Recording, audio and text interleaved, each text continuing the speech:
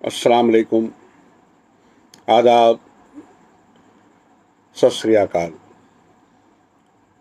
आज 125वां जो एपिसोड है और इसलिए एक ख़ास और बेहद ख़ास कहानी सादत हसन मेंटो की टोबा टेक सिंह मैं पढ़ रहा हूँ। बंटवारे के 2-3 साल बाद पाकिस्तान और हिंदुस्तान की हुकूमतों को ख्याल आया कि इखलाकी कैदियों की तरह पागलों का भी तबादला होना चाहिए, यानी जो मुसलमान पागल हिंदुस्तान के पागल खानों में हैं उन्हें पाकिस्तान पहुंचा दिया जाए और जो हिंदू और सिख पाकिस्तान के पागल खानों में हैं उन्हें हिंदुस्तान के हवाले कर दिया जाए। मालूम नहीं ये बात माकूल थी या गैर माकूल। बहरहाल दानिशमंदों के फ़ैसले के मुताबिक इधर उधर ऊंची सतह की कॉन्फ्रेंसें हुई और बिलाखिर एक दिन पागलों के तबादले के लिए मुकर्रर हो गया। अच्छी तरह छानबीन की गई। वो मुसलमान पागल जिनके लौहकीन हिंदुस्तान ही में थे वहीं रहने दिए गए थे, बाकी जो थे उनको सरहद पर रवाना कर दिया गया। यहाँ पाकिस्तान में चूँकि करीब करीब तमाम हिंदू सिख जा चुके थे, इसलिए किसी को रखने रखाने का सवाल ही नहीं पैदा हुआ। जितने हिंदू सिख पागल थे सब के सब पुलिस की हिफाजत में सरहद पर पहुंचा दिए गए। उधर का मालूम नहीं, लेकिन इधर लाहौर के पागल खाने में जब इस तबादले की खबर पहुंची तो बड़ी दिलचस्प चमगोइयाँ होने लगी। एक मुसलमान पागल जो 12 बरस से हर रोज़ बाकायदगी के साथ ज़मींदार पढ़ता था, उससे जब उसके एक दोस्त ने पूछा, मौलवी साहब ये पाकिस्तान क्या होता है, तो उसने बड़े गौर फिक्र के बाद जवाब दिया, हिंदुस्तान में एक ऐसी जगह है जहाँ उस्तरे बनते हैं।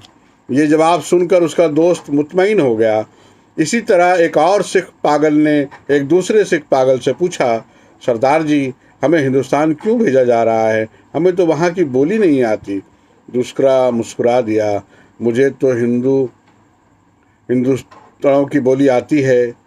हिंदुस्तानी बड़े शैतानी अकड़ अकड़ फिरते हैं। एक नहाते नहाते मुसलमान पागल ने पाकिस्तान जिंदाबाद का नारा इस ज़ोर से बुलंद किया कि फर्श पर फिसल कर गिरा और बेहोश हो गया। बाज़ पागल ऐसे भी थे जो पागल नहीं थे। उनमें अक्सरियत ऐसे कातिलों की थी जिनके रिश्तेदारों ने अफसरों को दे दिलाकर पागल खाने भिजवा दिया था कि फांसी के फंदे से बच जाएं। ये कुछ कुछ समझते थे कि हिंदुस्तान क्यों तकसीम हुआ है और ये पाकिस्तान क्या है, लेकिन सही वाक़यात से ये भी बेखबर थे। अखबारों से कुछ पता नहीं चलता था और पहरेदार सिपाही अनपढ़ जाहिल थे। इनकी गुफ्तगू से भी वो कोई नतीजा बरामद नहीं कर सकते थे। इनको सिर्फ इतना मालूम था कि एक आदमी मोहम्मद अली जिन्ना है जिसको कायद आज़म कहते हैं। इनको सिर्फ इतना मालूम था कि एक आदमी मोहम्मद अली जिन्ना है जिसको कायद आज़म कहते हैं। इसने मुसलमानों के लिए एक अलहदा मुल्क बनाया है जिसका नाम पाकिस्तान है। ये कहाँ है, इसका महल वकू क्या है, इसके मुतल्लिक वो कुछ नहीं जानते थे। यही वजह है कि पागल खाने में वो सब पागल जिनका दिमाग पूरी तरह मौफ नहीं हुआ था इस मखमसे में गिरफ्तार थे कि वो पाकिस्तान में हैं या हिंदुस्तान में। अगर हिंदुस्तान में हैं तो पाकिस्तान कहाँ है, और अगर वो पाकिस्तान में हैं तो ये कैसे हो सकता है कि वो कुछ अरसे पहले यहीं रहते हुए भी हिंदुस्तान में थे। अगर हिंदुस्तान में हैं तो पाकिस्तान कहाँ है, और अगर वो पाकिस्तान में हैं तो ये कैसे हो सकता है कि वो कुछ अरसे पहले यहीं रहते हुए भी हिंदुस्तान में थे। एक पागल तो पाकिस्तान और हिंदुस्तान और पाकिस्तान के चक्कर में कुछ ऐसा गिरफ्तार हुआ कि और ज़्यादा पागल हो गया। झाड़ू देते देते एक दिन दरख्त पर चढ़ गया और टहनी पर बैठकर 2 घंटे मुस्तकिल तकरीर करता रहा जो पाकिस्तान और हिंदुस्तान के नाजुक मसले पर थी। सिपाहियों ने उसे नीचे उतरने को कहा तो वो और ऊपर चढ़ गया। डराया धमकाया गया तो उसने कहा, मैं हिंदुस्तान में रहना चाहता हूँ, ना पाकिस्तान में। मैं इसी दरख्त पर ही रहूँगा। मैं हिंदुस्तान में रहना चाहता हूँ, ना पाकिस्तान में। मैं इसी दरख्त पर ही रहूँगा। बड़ी मुश्किल के बाद जब उसका दौरा सर्द पड़ा तो वो नीचे उतरा और अपने हिंदू सिख दोस्तों से गले मिल मिल कर रोने लगा। इस ख्याल से उसका दिल भर आया कि वो इसे छोड़कर हिंदुस्तान चले जाएंगे। एक एमएससी पास रेडियो इंजीनियर जो मुसलमान था और दूसरे पागलों से बिल्कुल अलग थलग बाग की एक ख़ास रविश पर सारा दिन खामोश टहलता रहता था, ये तब्दीली नमूदार हुई कि उसने तमाम कपड़े उतार कर दफेदार के हवाले कर दिए और नंग धड़ंग सारे बाग में चलना शुरू कर दिया। चनेउड के एक मोटे मुसलमान पागल ने, जो मुस्लिम लीग का एक सरगर्म कारकुन रह चुका था और दिन में 15-16 मरतबा नहाया करता था, एक लख्त ये आदत तर्क कर दी। उसका नाम मोहम्मद अली था। चुनांचा उसने एक दिन अपने जंगले में ऐलान कर दिया, वो कायद आज़म मोहम्मद अली जिन्ना है। इसको देखा देखी एक सिख पागल मास्टर तारा सिंह बन गया। करीब था कि उस जंगले में खून खराबा हो जाए, मगर दोनों को ख़तरनाक पागल करार देकर अलहदा बंद कर दिया गया। लाहौर का एक नौजवान हिंदू वकील था जो मोहब्बत में मुब्तला होकर पागल हो गया था। जब उसने सुना कि अमृतसर हिंदुस्तान में चला गया है तो उसे बहुत दुख हुआ। इसी शहर की एक हिंदू लड़की से उसे मोहब्बत हो गई थी। गो उसने उस वकील को ठुकरा दिया था, मगर दीवानगी की हालत में वो इसको नहीं भूला था। चुनांचा वो इन तमाम मुस्लिम लीडरों को गालियाँ देता था जिन्होंने मिल मिलाकर हिंदुस्तान के 2 टुकड़े कर दिए। इसकी महबूबा हिंदुस्तानी बन गई और वो पाकिस्तानी। जब तबादले की बात शुरू हुई तो वकील को कई पागलों ने समझाया कि वो दिल बुरा न करे, उसको हिंदुस्तान वापस भेज दिया जाएगा, इस हिंदुस्तान में जहां इसकी महबूबा रहती है। मगर वो लाहौर छोड़ना नहीं चाहता था, इस ख्याल से कि अमृतसर में उसकी प्रैक्टिस नहीं चलेगी। यूरोपियन वार्ड में 2 एंग्लो इंडियन पागल थे। उनको जब मालूम हुआ कि हिंदुस्तान को आज़ाद करके अंग्रेज़ चले गए हैं तो उनको बहुत रंज हुआ। वो छुप छुप कर घंटों इस मसले पर गुफ्तगू करते रहते कि पागल खाने में उनकी हैसियत किस किस्म की होगी, यूरोपियन वार्ड रहेगा या उड़ जाएगा, ब्रेकफास्ट मिला करेगा या नहीं, क्या उन्हें डबल रोटी के बजाय ब्लडी इंडियन चपाती तो जहर मार कर नहीं करनी पड़ेगी। एक सिख था जिसको पागल खाने में दाखिल हुए 15 बरस हो चुके थे। हर वक्त उसकी ज़बान पर अजीब व गरीब अल्फाज सुनने में आते थे। ओ पड़ी गिड़गिड़ी एंक्सवीदा बेध्यान दमंग दवाल ऑफ द लालटेन, दिन में सोता था न रात में। पहरेदारों का ये कहना था कि 15 बरस के तवील अरसे में वो एक लहजे के लिए भी नहीं सोया, एक लम्हे के लिए भी नहीं सोया, लेटा भी नहीं था। अलबत्ता कभी कभी किसी दीवार के साथ टेक लगा लेता था। हर वक्त खड़े रहने से उसके पांव सूज गए, कुंडलियां भी फूल गई थीं, मगर इस जिस्मानी तकलीफ के बावजूद लेटकर आराम नहीं करता था। हिंदुस्तान, पाकिस्तान और पागलों के तबादले के मुतल्लिक जब कभी पागल खाने में गुफ्तगू होती थी तो वो गौर से सुनता। हर वक्त खड़ा रहने से उसके पांव सूज गए, कुंडलियां भी फूल गई थीं, मगर इस जिस्मानी तकलीफ के बावजूद लेटकर आराम नहीं करता था। हिंदुस्तान, पाकिस्तान और पागलों के तबादले के मुतल्लिक जब कभी पागल खाने में गुफ्तगू होती थी तो वो गौर से सुनता था। कोई इससे पूछता कि इसका क्या ख्याल है तो बड़ी संजीदगी से जवाब देता, ओ पड़ी गिड़गड़वी एनेक्स वी बेध्याना द मिंग द दौल ऑफ द पाकिस्तान गवर्नमेंट। लेकिन बाद में ऑफ दी पाकिस्तान गवर्नमेंट की जगह of the Toba Tek Singh government ने ले ली और उसने दूसरे पागलों से पूछना शुरू किया कि टोबा टेक सिंह कहाँ है और कहाँ का रहने वाला है। लेकिन किसी को भी मालूम नहीं था कि वो पाकिस्तान में है या हिंदुस्तान में।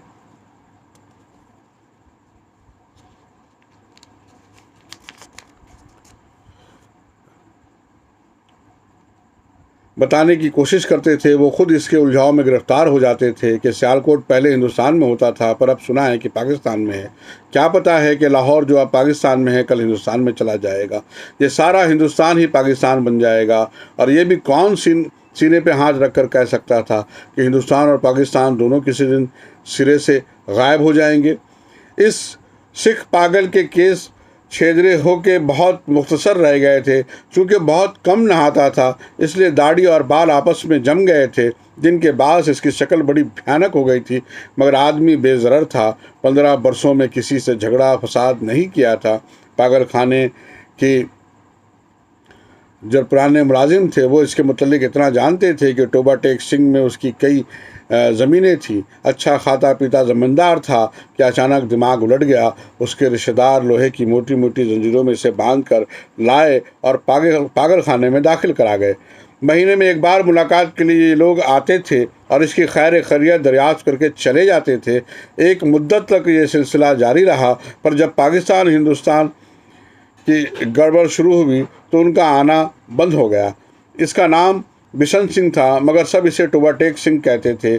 इसका कतई ये मालूम नहीं था कि दिन कौन सा है, महीना कौन सा है, या कितने साल बीत चुके हैं। लेकिन हर महीने जब इसके अजीज़ व इकराम इससे मिलने के लिए आते तो इसे अपने आप पता चल जाता था। चुनांचा वो दफेदार से कहता कि उसकी मुलाकात को आ रही है। इसी दिन वो अच्छी तरह नहाता, बदन पर खूब साबुन घसता, सर में तेल लगाकर कंघा करता, अपने कपड़े जो वो कभी इस्तेमाल नहीं करता था निकलवा के पहनता और यूँ सज बन कर मिलने वालों के पास जाता।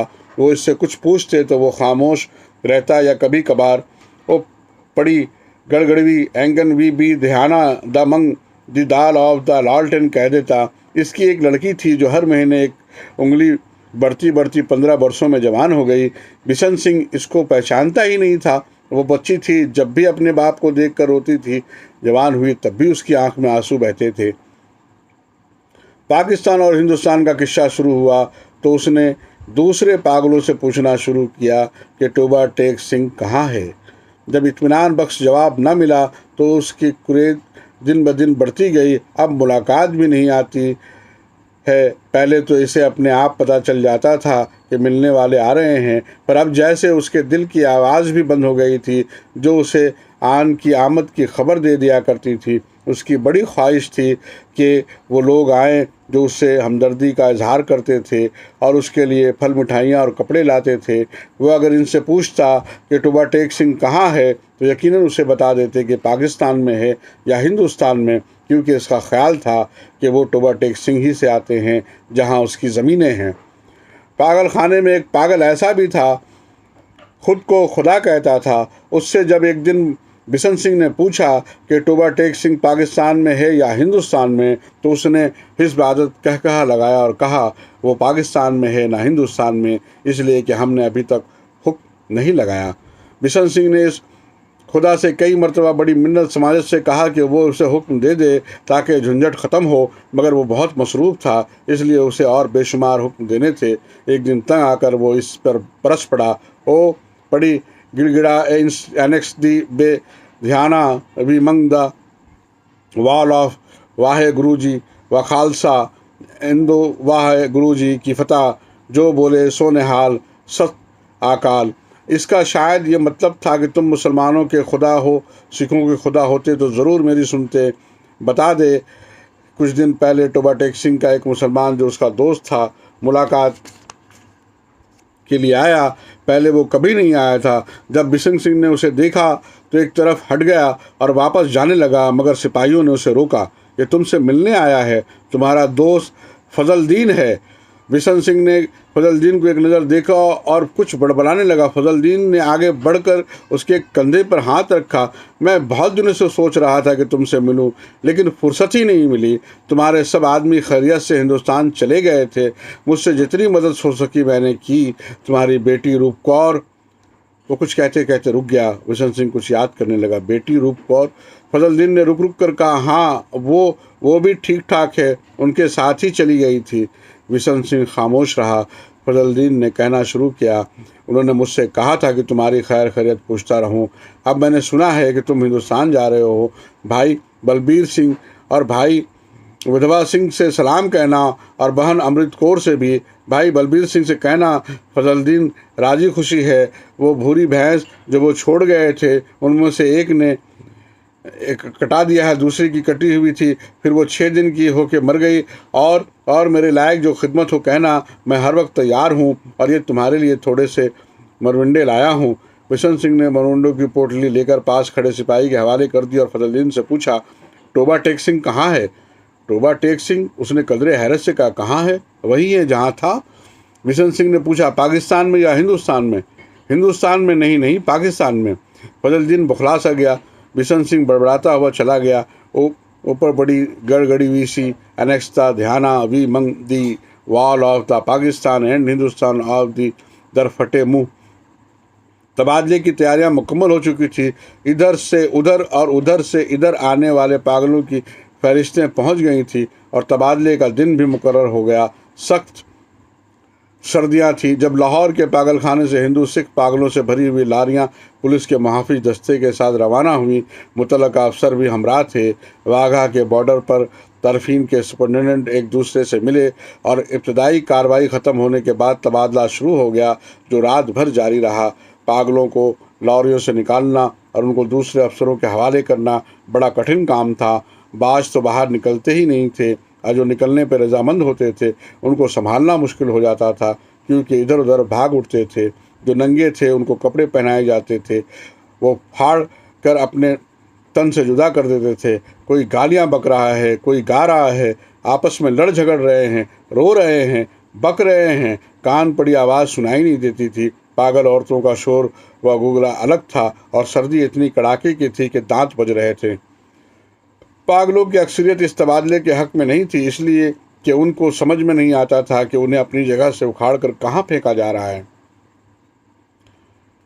चंद जो सोच रहे थे, पाकिस्तान जिंदाबाद के नारे लगा रहे थे। 2-3 मरतबा फसाद होते होते बचा, क्योंकि बाज मुसलमान और सिखों को ये नारे सुनकर तैश आ गया। जब बिशन सिंह की बारी आई और वाघा के इस पार मुतल्लका अफसर उसके नाम रजिस्टर में दर्ज करने लगे तो उसने पूछा, टोबा टेक सिंह कहाँ है? पाकिस्तान में या हिंदुस्तान में? मुतल्लका अफसर हंसा, पाकिस्तान में। ये सुनकर बिशन सिंह उछल कर एक तरफ हटा और दौड़कर अपने बाकी ईमानदार साथियों के पास पहुंच गया। पाकिस्तानी सिपाहियों ने उसे पकड़ लिया और दूसरी तरफ ले जाने लगे, मगर उसने चलने से इनकार कर दिया। टोबा टेक सिंह यहाँ है, और ज़ोर ज़ोर से चिल्लाने लगा, ओ पड़वी गिड़गड़वी एंग्स दी बे ध्याना मंग दी wall of the Toba Tek Singh and Pakistan. उसे बहुत समझाया गया कि देखो, अब टोबा टेक सिंह हिंदुस्तान में चला गया है, अगर नहीं गया तो इसे फ़ौरन वहाँ भेज दिया जाएगा। मगर वो न माना। जब उसको ज़बरदस्ती दूसरी तरफ ले जाने की कोशिश की गई तो वो दरमियान में एक जगह इस अंदाज में अपनी सूजी हुई टांगों पर खड़ा हो गया जैसे अब उसे कोई ताकत वहाँ से नहीं हटा सकेगी। आदमी चूँकि बेज़रर था, इसलिए उसने मज़ीद ज़बरदस्ती ना की गई, उसको वहीं खड़ा रहने दिया गया और बाकी काम होता रहा। सूरज निकलने से पहले साकित व सामित बिशन सिंह के हल्क से एक फलक सगाफ चीख निकली। इधर उधर से कई अफसर दौड़े आए और देखा कि वो आदमी जो 15 बरस तक दिन रात अपनी टांगों पर खड़ा रहा, औंधे मुँह लेटा था। इधर खारदार तारों के पीछे हिंदुस्तान था, उधर वैसे ही तारों के पीछे पाकिस्तान। दरमियान में ज़मीन के इस टुकड़े पर जिसका कोई नाम नहीं था, टोबा टेक सिंह पड़ा था। टोबा टेक सिंह पड़ा था।